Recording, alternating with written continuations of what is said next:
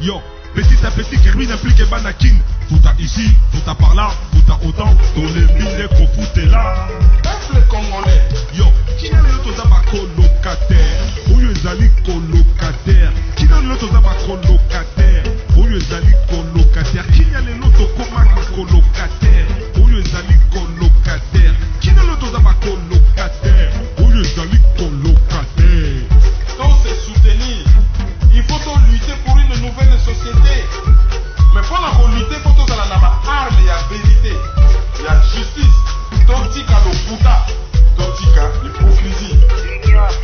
Mboka ezokende na pasi, mboka ezokende na sans position, ba génération na biso ezokufa, ezokende na kokufa sans position, sans solution. Mais nous vivons dans les pays un temps de confusion, d'obscurité, de désespoir. Mais nous savons qu'au plus profond de la nuit, l'aurore pointe déjà à l'horizon. Analyse sur la liste. Bienvenue dans l'analyse. Bonjour à tous, ici Paris, je suis Kerwin Maïzo. Bienvenue à l'analyse, une émission de maïzo.com. Oh, Totombe. Bonjour Kerwin, bonjour chers auditeurs et bienvenue à l'analyse. Bonjour à vous. Les titres. 7 sénateurs américains exhortent le président Trump à prendre des sanctions contre Joseph Kabila. C'est notre page de divers et l'auditeur du jour qui boucleront cette édition. Bonjour Kerwin et bienvenue à l'analyse. Bonjour à tous. Kerwin, na sujet na biso oyo, il y a 7 sénateurs américains, bazosenga président Trump a considéré ata la moyenne nini ya kozwa sanction contre Joseph Kabila. Bon, tokomi na tango oyo ya neo ba makambo ya boye boye ebimaka. Mais avant yo analyser suggestion ya ba sénateur américain wana, oyebisa yo otia biso na contexte nde balobaka boni toye kokoma ti na niveau oyo bango basenga ba sanction na moment oyo.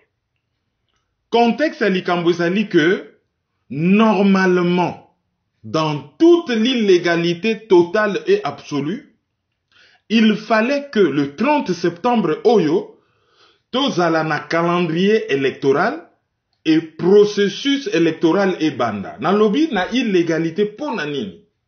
Parce que Joseph Kabila oyo ba occidentaux ba memela biso na Congo contre la volonté du peuple congolais, ba yaka na ye après assassinat ya Laurent Désiré Kabila et lobata sénateur ya Nord Jean-Luc Schaffhauser alobaki que Belgique a sengi permission aux États-Unis ba boma Laurent Désiré Kabila et 2 semaines après ba bomi et ba remplacé par un jeune Rwandais pour ba yebi que azali manipulable. Jeune mutu oyo bango batiaki na pouvoir na pays ya munene ndenge wana. Un pays stratégique, un pays important. Un pays oyo ezosenga leadership a makasi. Un pays oyo ekoki kozala locomotive en Afrique. Un pays oyo ekoki ko compter na monde. Batie mutu oyo azali incompétent azala président. Batie d'abord et batiki azala wana de 2001 à 2006 sans élection. Et à partir de 2006, ba organiser l'élection, ba bimisiye gagnant malgré que le peuple congolais apparemment a voté qui Jean-Pierre Bemba. Bango ba élire Joseph Kabila et afandi wana ti 2011. 2011 wana soki sur le plan légal na ndenge ya mibeko na ndenge ya constitution entre guillemets bakoki ko concéder bakoki ko ndima na motema pasi ko concéder que Joseph Kabila azalaki président de 2011 à 2017 après fraude électorale oyo Etienne Tshisekedi azalaka victime. Kabila non seulement azalaki illégal, mais azalaka pe illégitime. Illégal, c'est-à-dire Abouki Mibeko, illégitime, c'est-à-dire Batbalingi était.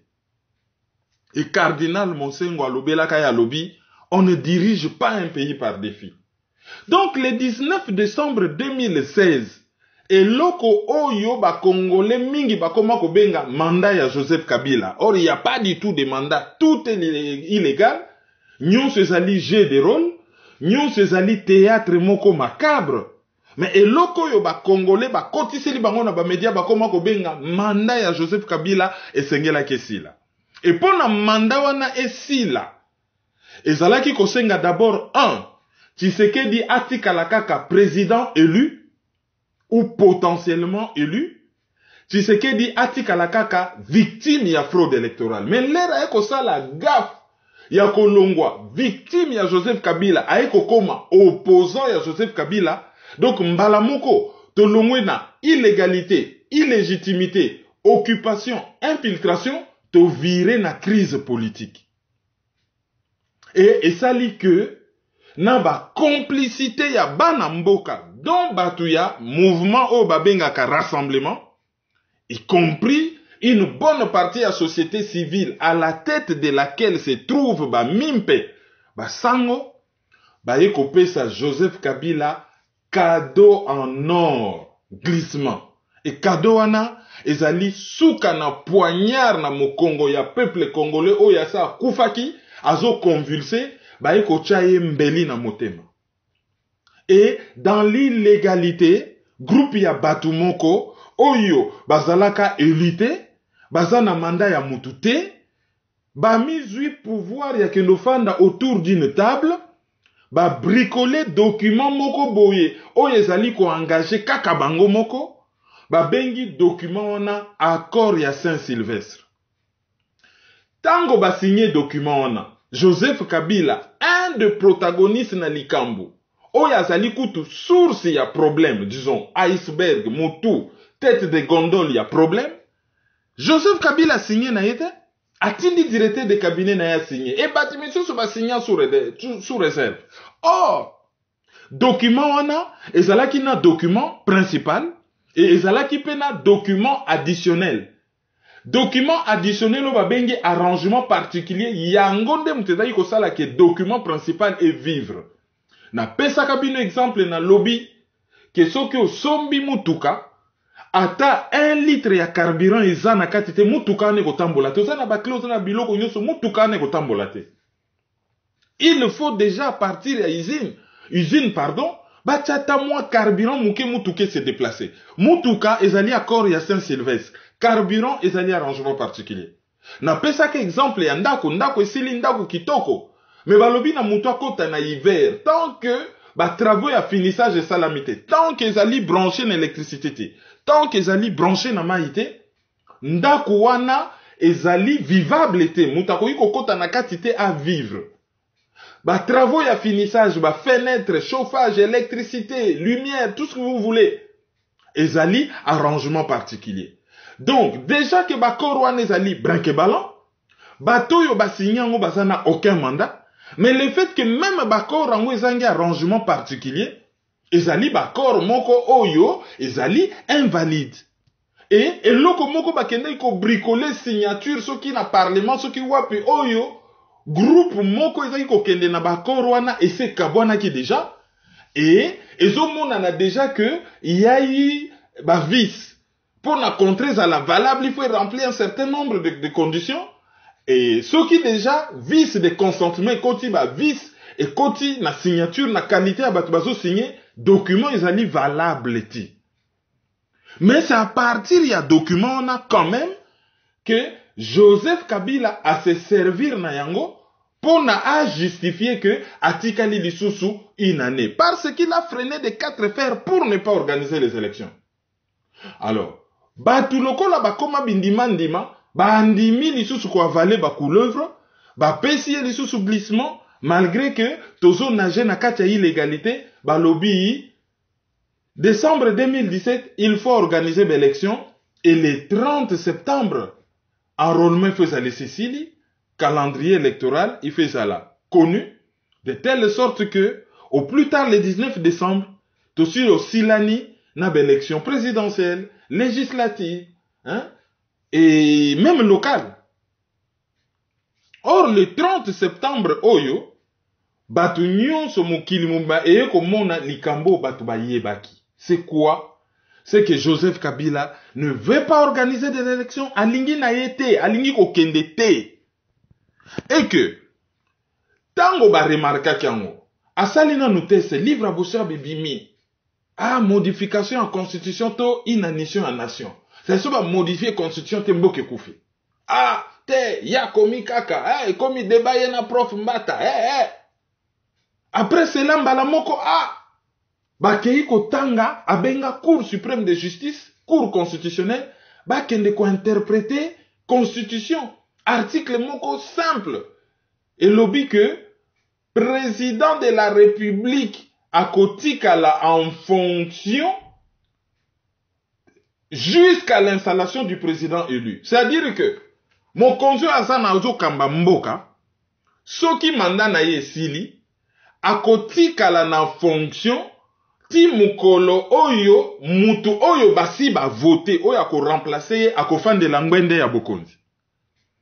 Balobite que le président élu restera en fonction jusqu'à l'élection future de son remplaçant. Où le président en fonction va rester sur le trône jusqu'à l'élection du président à élire.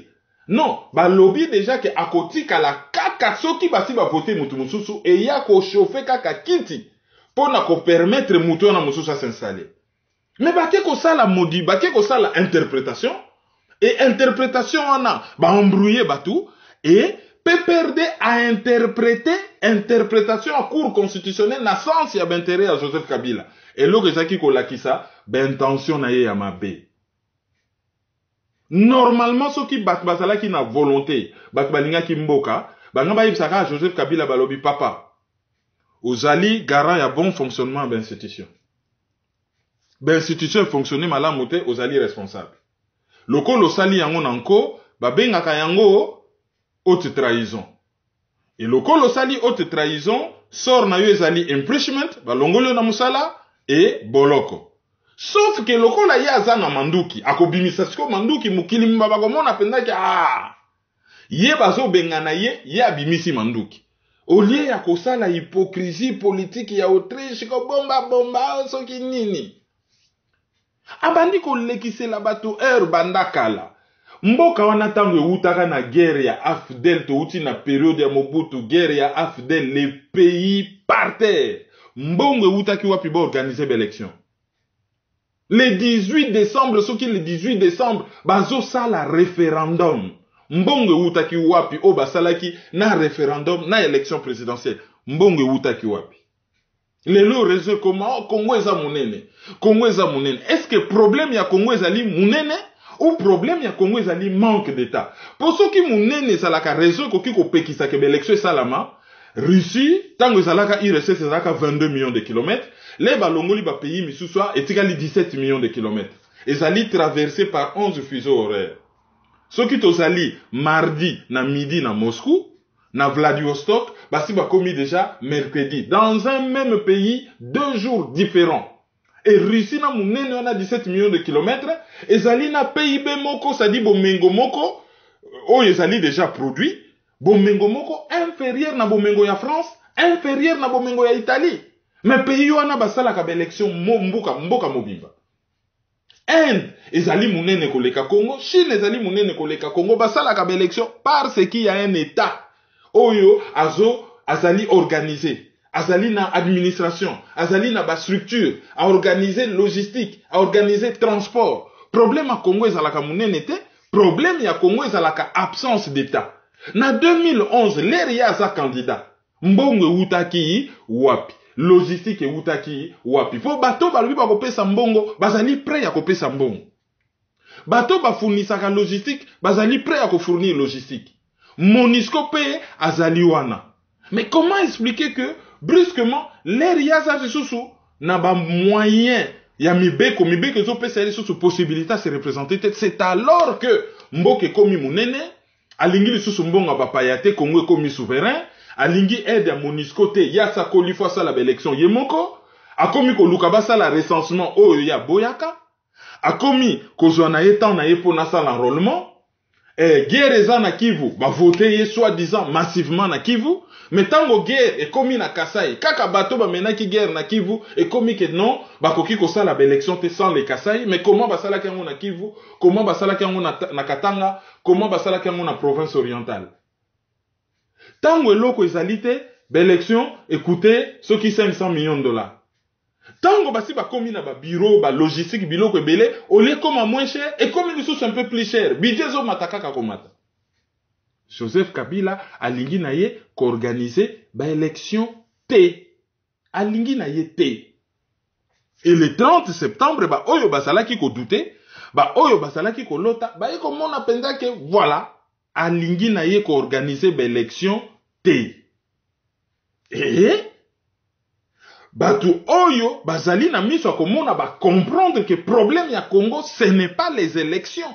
Problème ya Congo ezali, il faut poser un bon diagnostic ya maladie Congo ezobela. Le Congo a été agressé. Agression wana et salama qui part ba proxy interposé. Ba proxy ça dit ba intermédiaire, ba nabitinda. Ba nani ba agressé Congo ezali les États-Unis, le Canada, la Grande-Bretagne, la Belgique, la France, l'Australie, Israël, l'Allemagne, ba pays union soit Union européenne, ba ngonde ba agressé Congo. Bien entendu, ce balobi ba pays c'est ba multinational, ba mafieux, ba politicien, hein, wane ça ba détail. Mais globalement batonga na benga na théorie na nga ba commanditaire bango wana. Et ba utiliser ba sous-traitant. Bato yo bana ya bitinda petit kendo betelanga mutu wana. Ya fandika na kiti petit bo kendo beta. Ba utiliser Afrique du Sud en premier. Azaki ko fournir ba armes zaka Afrique du Sud à Nelson Mandela.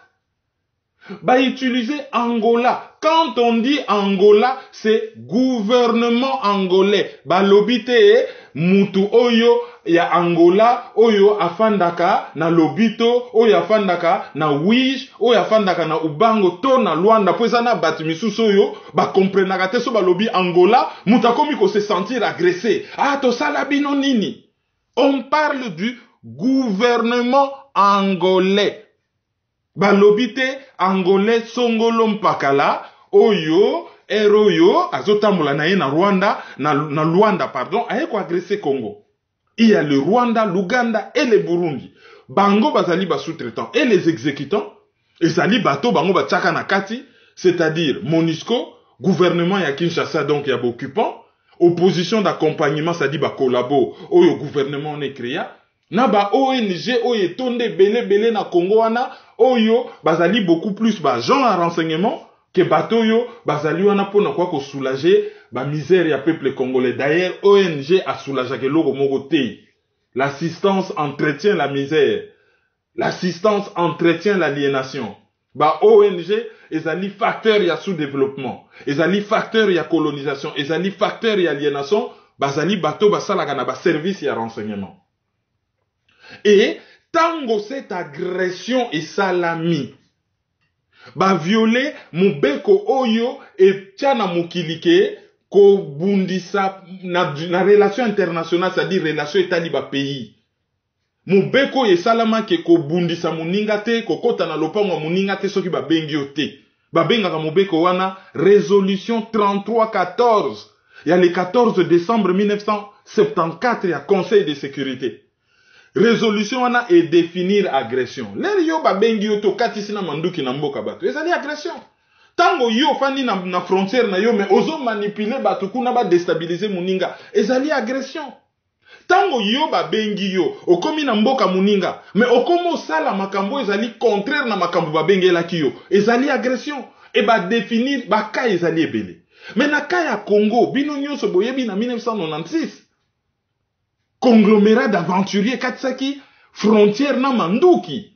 Ba Rwandais, ba Ougandais, ba Sud-Africains, ba Burundais, ba Éthiopiens, ba Somaliens, ba Érythréens. Ba katisaki frontière. Et pour ne bimagression te ba kamati ndeko na biso Laurent Désiré Kabila ba tcheye liboso. Et tango bat bangi ba réfléchir ba lobi oh ezali agression. On dirait muto ba tcheye liboso anaza marionnette. Ndeko na biso musu Tshisekedi a lobi te. ezali ba agresseur te, ezali ba na mboka botika bango baya. Alors, tango bango bakatisi frontière, bayeti na Kinshasa, baye kofanda. Tango Laurent Désiré Kabila bengani bango, bakei, babandeli guerre, mibale, Rwanda, Uganda, Burundi. Allez, wamba duwa wamba, fanda kuna liboso, ezana ngwa agression te ezali rébellion. Kuna nasima, bango kaka. Tango bayemba la mokoa, biso tozali ba FRDC, Forces Armées ya République Démocratique du Congo. Nzokande bapaya bakoti, allez, mbala moko bazako mibenga ba FRDC, nzokande bazali ba Forces Armées Rwandaises détachées au Congo, FRDC. Donc ezali agression.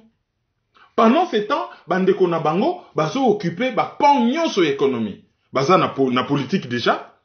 Présidence bango, primature bango, parlement ezalaka bango. Pour n'époque wana tozana Joseph Kabila na présidence, Vital Kamerhe na parlement, Kengo Wadondo na sénat.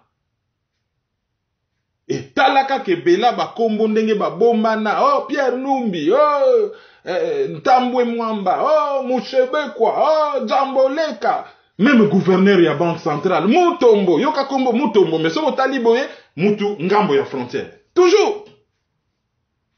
Donc, ezali occupation. Le fait que ba troupe étrangère, ba eko fanda na mboka mobimba to na parti ya mboka, et ko efandeli na bango wana, ezali contre volonté na bino, et bazali ko blesser souveraineté na bino, bazali ko affaiblir indépendance politique na bino, ezali occupation. Et ceux qui payent ezali une occupation militaire, soit soulèvement populaire, bo tombo ki bo bengani bango, soit bo kamati manduki, bo bandi bitumbana bango, parce que ndenge pe baza wana bazo boma na bango.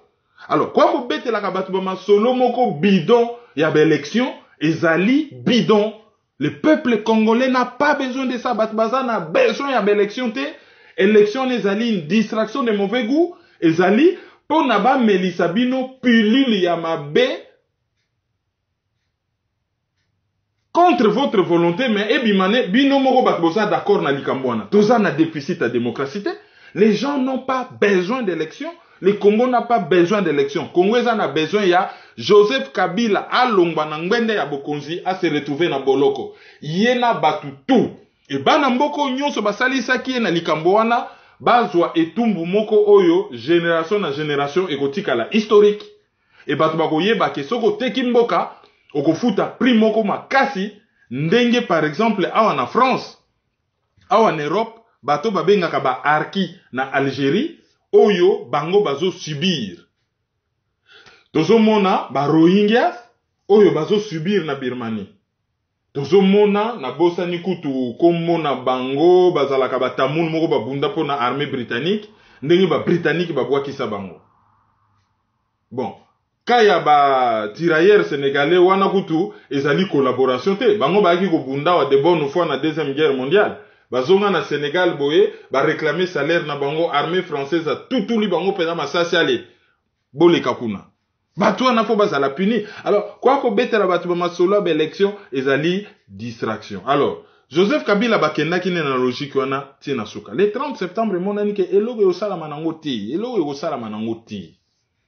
Et bakenda ko interpréter article na constitution. Bango moko bajuge bazo interpréter article, bazo respecter règlement d'ordre intérieur na bango te korom nombre ya bato yo minimum. Il faut bazala wana pona likambo sala mabako kite. Président ya cour constitutionnelle a décrété que nous allons siéger à minima.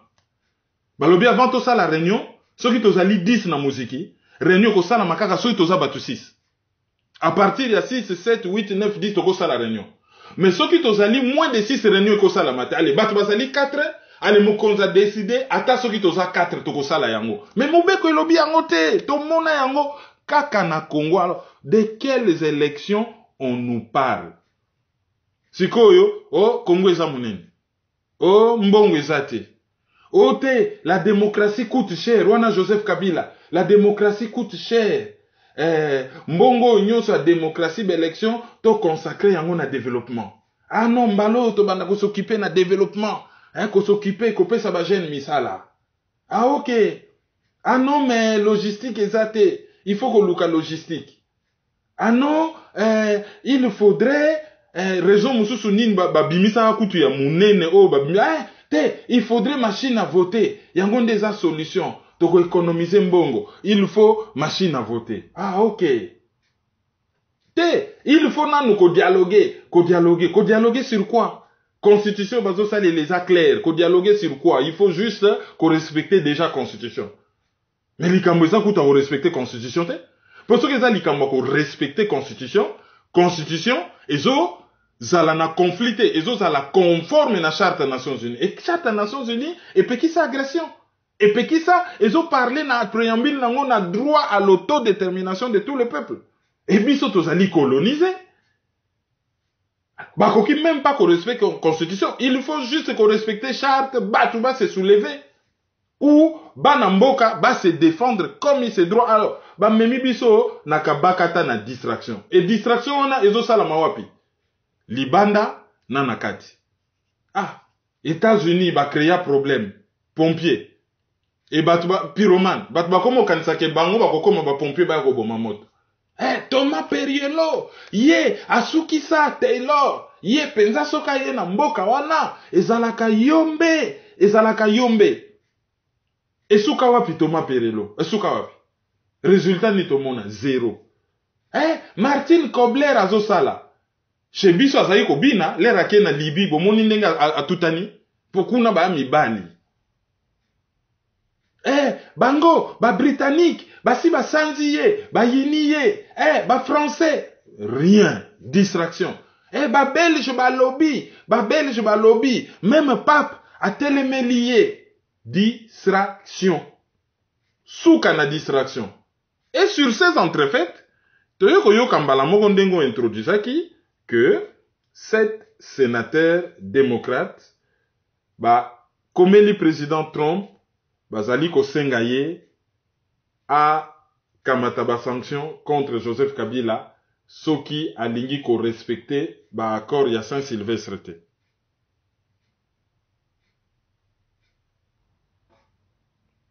Toyoki pe ba opposant entre guillemets ndengo lobaka ba yaki kotoyo ba lobi o transition salama sans Joseph Kabila mbala moko ler ba lancer eloko na bango na transition sa Joseph Kabila mbala moko ba sénateur balobi ko to ba respecter ba accord à Saint-Sylvestre te président Trump a sanctionné Joseph Kabila alors ndenge ni ozo relier wana nyoso mibale et puis kaka ndenge bango ba bandaka na nzembo ya liboso après ekei ba moyen nini o bango bazana ngo ya pression pour que Kabila ameka ko respecter o bango bazo senga. Opposition na ongana bengaka opposition d'accompagnement made in Joseph Kabila pour ezali complot et bana mboka bazo participer dans un pays occupé il y a pas d'opposition na kakutu ya Congo non seulement que sur le plan structurel c'est difficile aux à l'opposition dans un pays occupé mais na kaya Congo c'est vraiment une opposition fabriquée par Joseph Kabila et oyo bazalaka réellement opposant tia bango na mulongo koti na kati ya mulongo opposant wana na oyo d'accompagnement na oyo koti na mulongo koti na kati ya train ya accompagnement au lieu prôner rupture to wuti na mabe fo suka to kota na période asika et soki beta lisolo ya transition la transition politique te mais la naissance ya convalescence ça dit muta wuti na malade ya makasi azali na kobika malembe avant telema. Transition, ça dit convalescence na sens ya to wuti vraiment na guerre, na sous-développement, na colonisation, na occupation, to zoye ko la ko tambola ko telema par biso moko donc rupture il fait salama yeli biso masolo ya transition ya 6 mois sans Joseph Kabila mais yebi sa population vérité ke na kati ya bakor na bango ya Saint-Sylvestre balobio pesi Kabila kaka mbula moko ti le 19 décembre mais bakisi bango moko na kati balobi soki esimbite pour une raison X ou Y, koki kondima prolongation ya 6 mois. Yebisa batu vérité, prévoyaki yango déjà na COP na bango. Alors, association ya malfaiteur oyo etie Congo à genoux, fonctionnaka toujours en synergie, bango nyos ensemble. L'ère Kabila a freiné, a boyuko organiser l'élection, opposition d'accompagnement a commis kobele la transition sans Kabila. Mais ceux qui sans Kabila, donc, taper perdre faux bazala. Autrement dit, longola kaka feasible Kabila yemoko, mais batika na bango batunaye, par exemple, Roubero Fazala na ye wana, il faudrait que, Oben Mina Kwazala, Kengo Wadondo Azala, système ezala kaka ndenge ezali, eza nango kaka ke, balongoli Kabila, mais faire du kabilisme sans Kabila. C'est-à-dire que Afdel eza nango wana, parce que le problème nango comme nango Afdel, conglomérat d'aventuriers. Conglomérat d'aventuriers eza wana, mais balongoli na bango kaka Kabila. Bon na bakar, ba camion minene, Toyota, Mercedes et tout ça. Ezalaka, deux roues liboso, mais nasima, tantôt ogomona, doubla ba roue en fait, ils ont mi balé. Mais ceux qui roulent moko toboki, bon voyager na bino, bon continuer véhicule gotama, bon tala ba véhicule ezalaka na deux roues nasima. Donc, kosa la transition sans Kabila, ezali simple slogan, ezali distraction. C'est dans ce contexte que 6 sénateurs démocrates américains, Bakomeli, président Donald Trump. Bon, mon article na Jeune Afrique. Et na Jeune Afrique, titre ya article wana, nako fournir bino yango, et nazope sabino quand même, ah oui, ezali, l'entourage de Joseph Kabila surpris par la demande des nouvelles sanctions américaines. Voilà, ça c'est l'article la Jeune Afrique. Alors, sénateur wan ezali Cory Booker, ya New Jersey, azali pe président ya sous-comité Afrique na Sénat, et pour na compte ba démocrate, tozali na Ben Cardin, ya azali sénateur ya Maryland, tozali na Dick Durbin, ya azali sénateur ya Illinois, tozali na Chris Coons, ya azali sénateur ya Delaware, tozali na Sherrod Brown, ya azali sénateur ya Ohio, et puis Elizabeth Warren na Edward Markett, bango bazali sénateur ya Massachusetts. Alors, bango bazo sengate sanctionner Joseph Kabila po alongwa. Bazo sengate bengana Joseph Kabila. Mais bazo senga que soki Joseph Kabila a respecté accord ya Saint-Sylvestre te, bazwa sanction contre ye. Or basi bazui sanction contre entourage na ye, parce que c'est un système. Sanction bazui esali nango ye rien. Gangi, lobby, beleli, écoutez nango ye rien. Et ye mbasa franco. Soki émission oyo ezalaka masolo ya café de commerce, o balbaka masolo ya wenze. Tongato loba vraiment que sénateur démocrate oyo bazozwa peuple congolais lokola bazoba. Parce que bazoa kosalango le 30 septembre. Tout supposé que bazui sanction et que sanction on esali que Joseph Kabila a appliqué accord ya Saint-Sylvestre. C'est coupé ça ni. Et coupé ça que en 3 mois on ne peut rien organiser, donc il faut la prolongation il y a 6 mois. Oye komami na kati ya bakor, donc tozo tomber na likambo oyo, batu ya rassemblement balobi. Et soki pe tolandi lisusu bien. L'air bazo lobake appliquer accord ya Saint-Sylvestre. Engi koloba nommer Félix Tshilombo premier ministre et nommer Pierre Lumbi président du Conseil national de suivi de l'accord et prolonger échéancier jusqu'en 2018. C'est-à-dire que ezonga ndenge balobaka na bakor ya OUA. Or nasi na démontrer les bandeli déjà que bakor wana bato basigna kango basa na mandaté. Wana eloko ya liboso ya mibale arrangement particulier ndenge négocier ki yango esignamate et oyo bakena ko signer na parlement ezali oyo négocier kité yango ne sala que Joseph Kabila a passé en force abimisi mutunaya sa négocier kana na prison Bruno Tshibala. Abimisi pseudo opposant na mususu Olengankoi a nommé bango pour na continuer mascarade. Alors bon remarquer sénateur bazo sengelo ko na baza démocrate. Démocrate batu bazali principalement la source du problème. Bango bazali batabli Bill Clinton. Thomas Perriello démocrate à Salani. Ezali likambo Bill Clinton siko bangi basenga un républicain Donald Trump ke kamata sanction. Mais sanction ne kosala Joseph Kabila ni nazana bambongo na ye na bafri ekosala ye nini.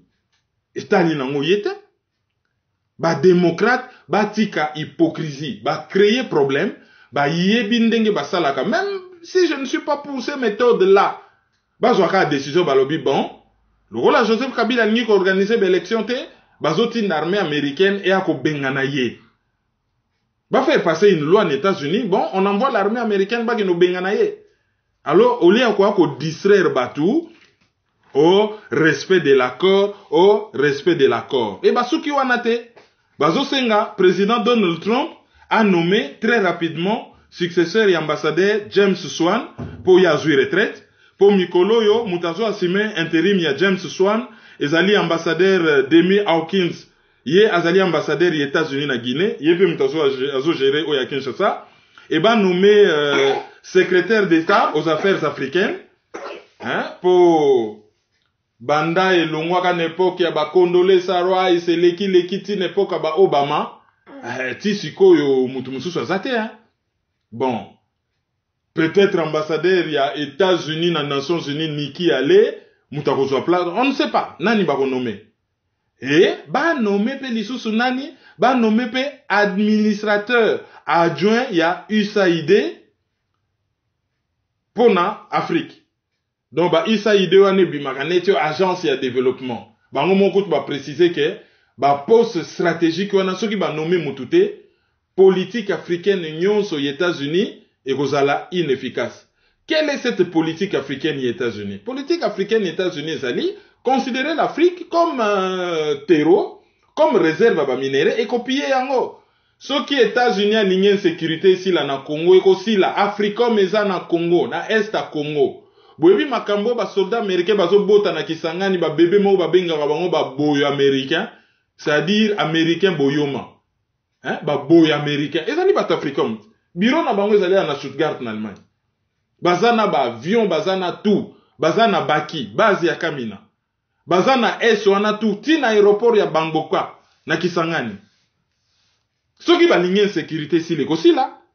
Alors, bateau ba komi ko sepela po tozo mona wana lobbying ya batu ya rassemblement. Est-ce que ba sénateur ba yebite que rassemblement wana ezali créé par Yemoko Joseph Kabila l'ère organisaki à travers Dominique Yanna Moïse Katumbi conclave à Genval ba yebi angote siko bazo ye la batu ba accord ya Saint-Sylvestre.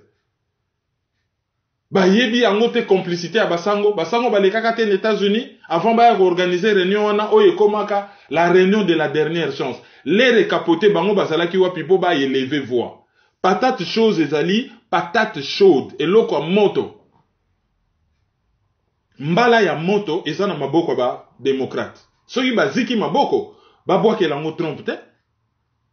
Ba sa la introspection, ba condamner Susan Rice. Ba condamner ye, ba condamner Bill Clinton. Ba condamner bande wana nyonso ya ba mafieux. Oyo ba créaka société American Mineral Field. Ba condamner bande wana nyonso. Ba senga bazwa ba sanction, Grande-Bretagne azwa ba sanction contre Tony Blair.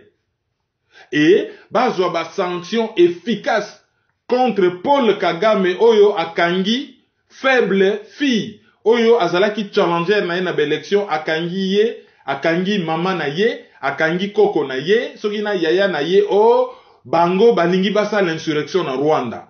A gagné un score moko soviétique 98%. Yende mutu il faut ba bengana.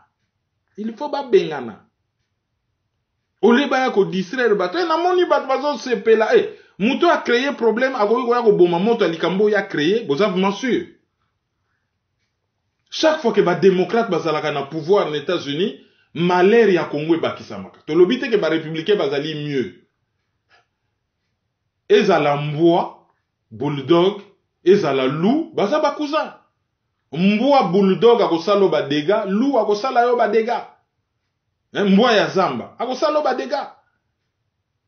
Mais ceux qui ba démocrate, bon, n'époque à Kennedy ezalaki un peu moindre, mais ceux qui ka ba démocrate baza na pouvoir ezalaka catastrophe na Congo. Batu ba sepelata. Bazo loba te ke o ba sanction pour Kabila loba. Alongwa, mais ba sanction pour na Kabila a appliqué accord ya Saint-Sylvestre. Comme ça, tu glissé, tu en juin 2018. Et en juin 2018, ba trouver les biso formule ya sika. Et formule ya sika, tokende tina 2021, ndenge Joseph Kabila zo souhaité. Comme ça, Yati Kalawana, pendant ce temps, notre pays, notre territoire est pillé comme pas possible. Wana nyonso bazo sala, on eza ko dessiner na biso, dessiner l'opinion publique américaine. Pour il faut pas se justifier. Babomi un Américain, Michael Sharp.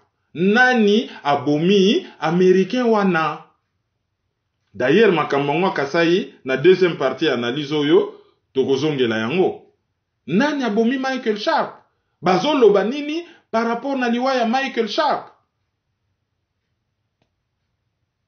Et tozomona déjà enquête bimi oyo sur liwa ya Dag Amakjod. Ba prétendaki ke baza na ba enregistrement te. Nzokande bazalaki na ba enregistrement. Nzokande pe zalaki na ba vu en côté. Peut-être que il a été abattu à s'opposaki na d'intérêt. Il y a certains pays occidentaux. Et voilà ce qui est arrivé à Koufa Bonyama, secrétaire général des Nations Unies Moumbakenda.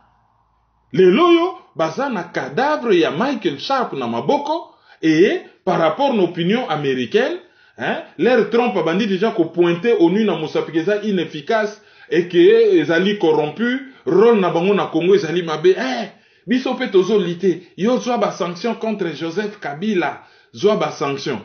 C'est une distraction de mauvais goût. Peuple congolais n'est jamais compté sur ces gens. Balinga kabiso te. Bota lango même na vocabulaire na bango te. Bozo mona teke makambo salami ya makasi na Las Vegas, bazo bimisa non terrorisme te, bazo lukaba mega ko justifier ye po mundela zalaka na ba problème mentaux. Mais soki noir to arabe ngaki za la terrorisme. Même président Macron a tweeté à lobby azali ko compatir na oye kweleli peuple américain suite na violence contemporaine. Azo bengango violence contemporaine. C'est un acte de terrorisme. Le fait que ça oppose acte oyo bomisi batu pona ko semer terreur, ko déstabiliser batu, ko faire chanter un état. Il faut la spectaculaire et frapper l'imaginaire et bangisa batu. Et faire chanter un État et affaiblir un État. C'est du terrorisme. Et dans la définition de terrorisme, il n'y a pas de race. Il n'y a pas de religion. Un terroriste, c'est un terroriste.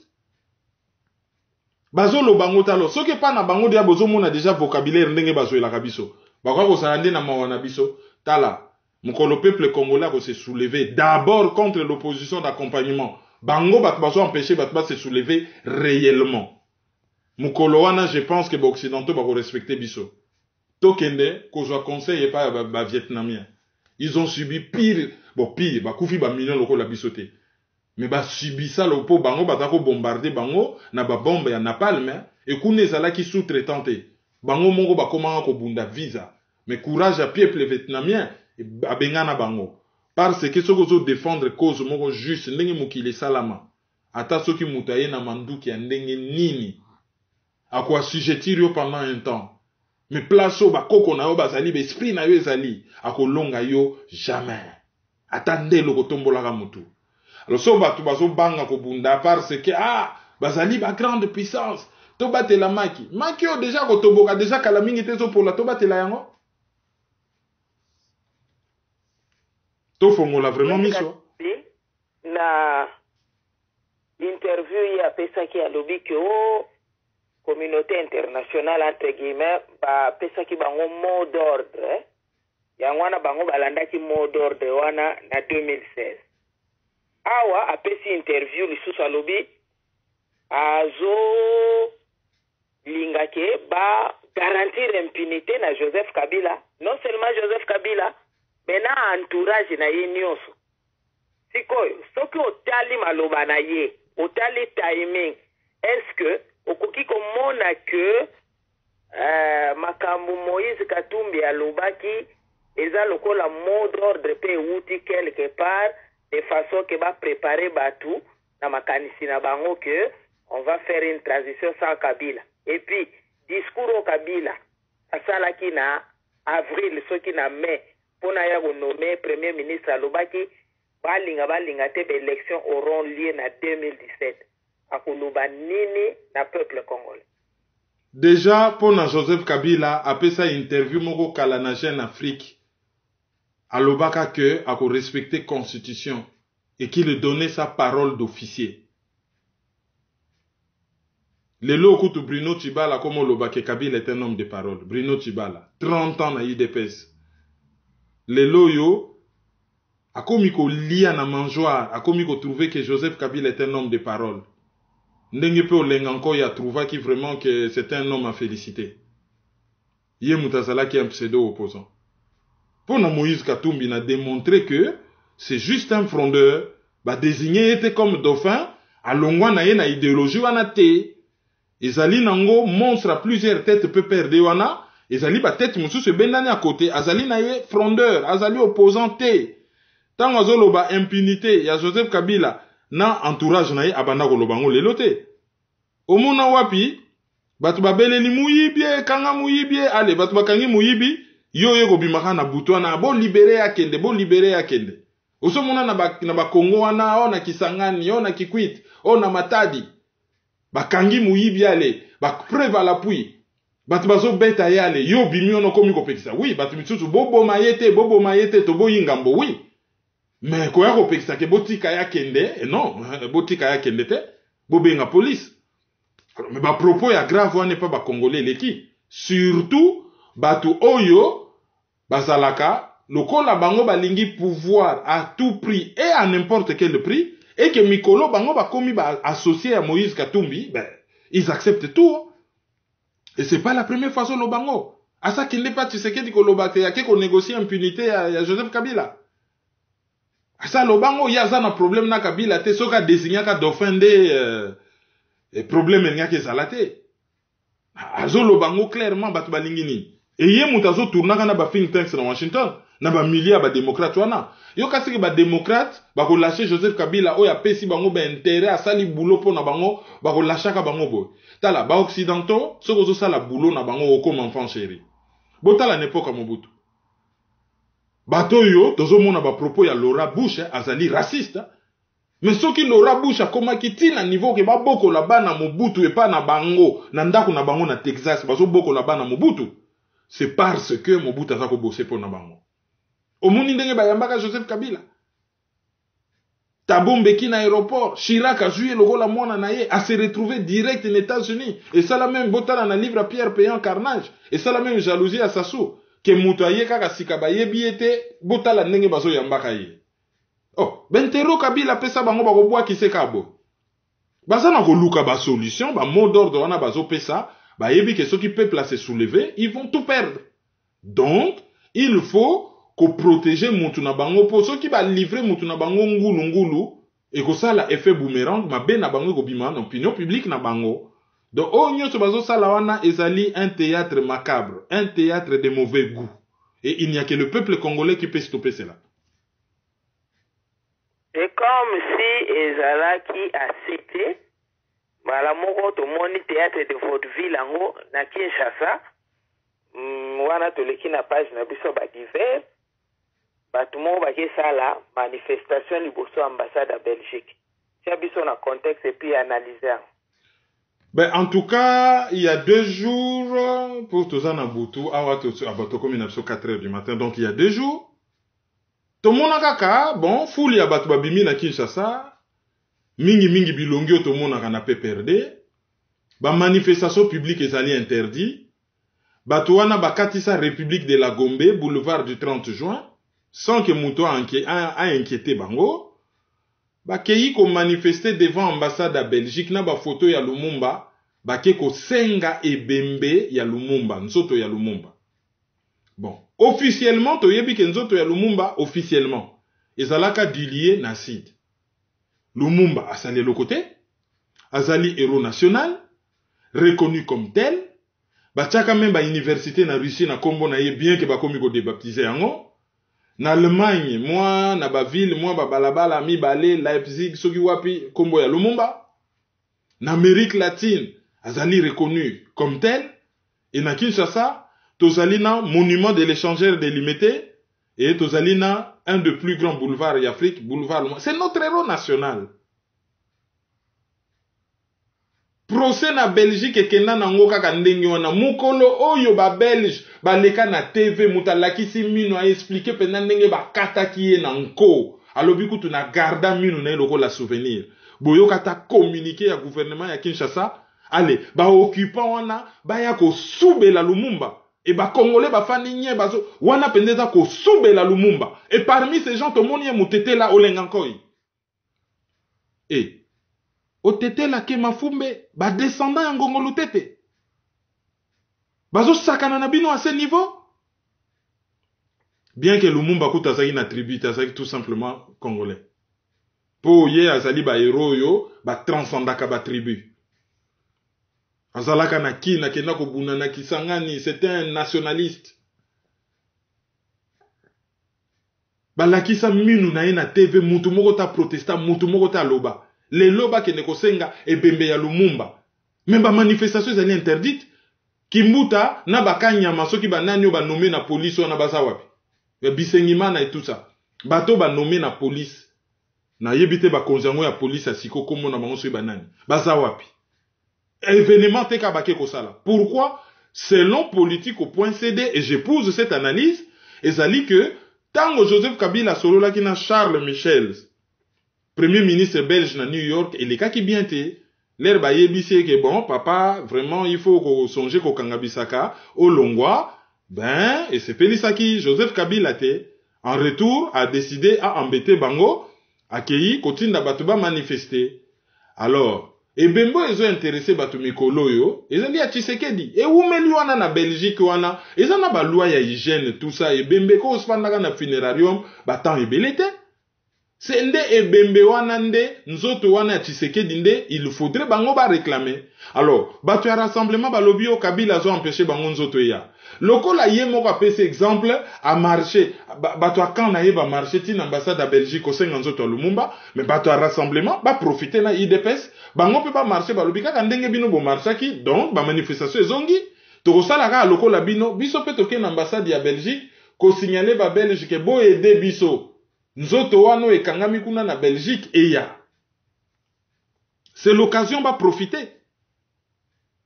Donc, bazo régler ba compte na bango et batuana, bazo kosakana na héros national na niveau ya Lumumba sans que yango ait dérangé batu. Na ba pays sous Amérique latine, oké kosakana na Che Guevara ndenge wana ou oké kosakana na Simon Bolivar et ko yinde la yo.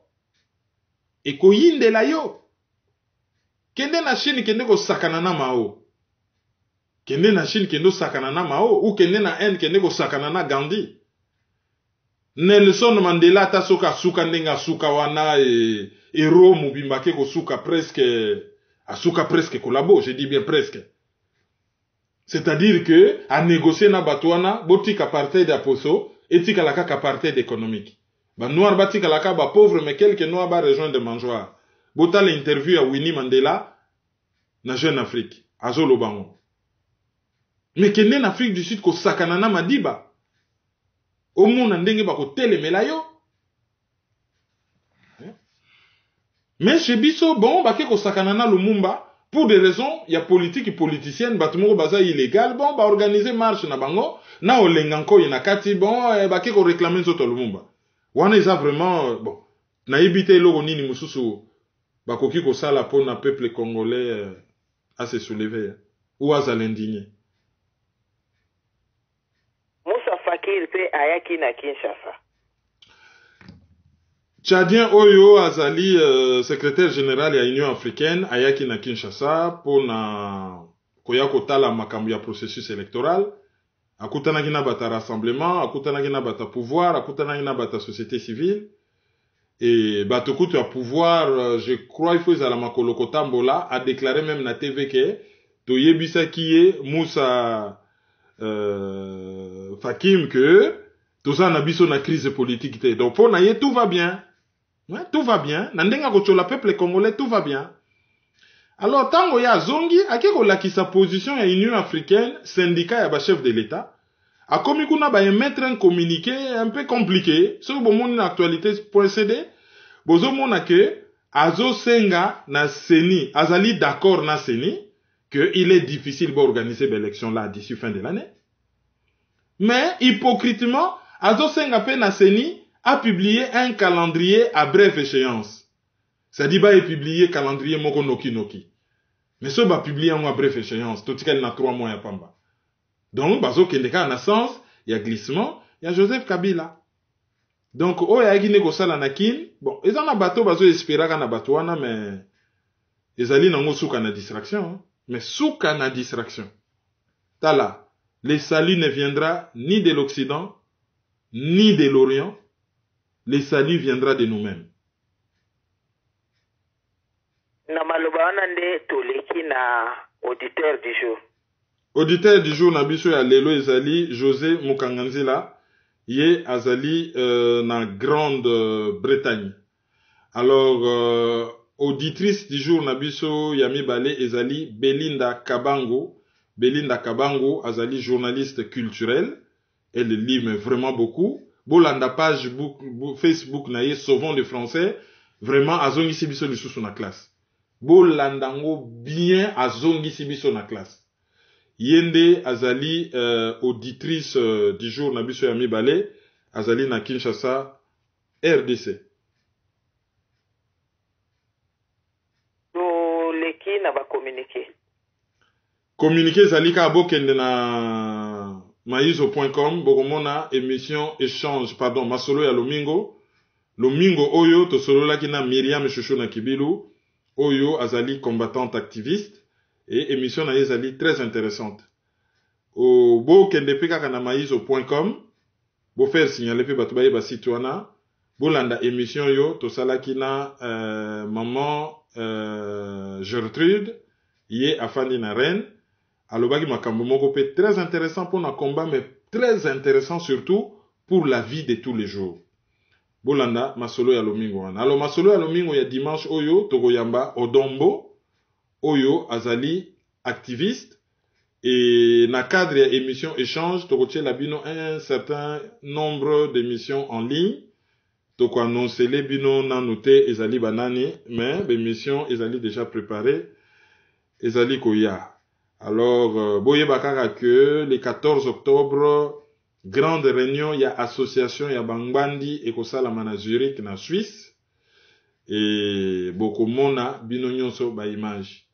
Et puis, Batuya, vous voyez, Yango ezali, mouvement spirituel, ou ezali ko prôner, retour y a africain, na source des aliénations mentales par rapport na ba religion occidentale. Alors bango bazali na réunion moko munene en Allemagne toko diffuser pe ba image wana na maizo.com. Sur ce to suki wana boyebi où nous trouver www.maizo.com bo faire connaître nango na bato. Chaîne YouTube ezali Kerwin Maizo. Bo s'abonner c'est gratuit, il suffit ka kozala na boîte mail ya Gmail, o s'abonner banda ko signaler déjà sur babilo ke koti. Et puis page Facebook Kerwin Maizo le panafricain, géré par un des administrateurs Jean-Paul Kimpolo, groupe Facebook les amis de Kerwin Maizo le panafricain, et puis PayPal nabiso pour nabato bani ko soutenir maizo.com ezali maizo@hotmail.com. Téléphone 0033 758 469 414. Bolanda biso na décodeur CP la TV, bolanda biso na debriefingmediachannel.net. Et puis merci na bino nyonso oyo bozali kolanda biso na est ya République démocratique du Congo, un peu partout dans le monde, mais lelo tolobaki to kanisa spécialement bato bazali na est ya République démocratique du Congo. Alors bozali na possibilité ya ko commenter na site maizo.com, ezali hyper sécurisé, beaucoup occupé ko commenter na page Facebook na biso. Merci de nous avoir suivis. Au revoir. Au revoir.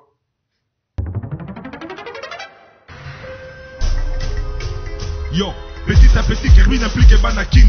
Fouta ici, fouta par là, fouta autant. Dans les mille qu'on fout là. Peuple congolais. Yo, qui n'a l'autre d'aba colocataire? Où y'a zali colocataire? Qui n'a l'autre d'aba colocataire? Où y'a zali colocataire? Qui n'a l'autre comme colocataire? Où y'a zali colocataire? Qui n'a l'autre d'aba colocataire? Où y'a zali colocataire? Donc c'est soutenir. Il faut lutter pour une nouvelle société. Mais pour la lutter, il faut que la arme et la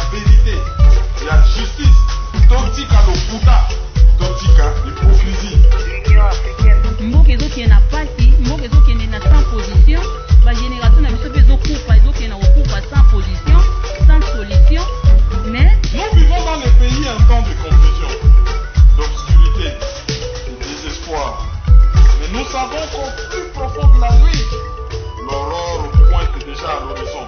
Analyse sur la liste. Bienvenue dans la nuit.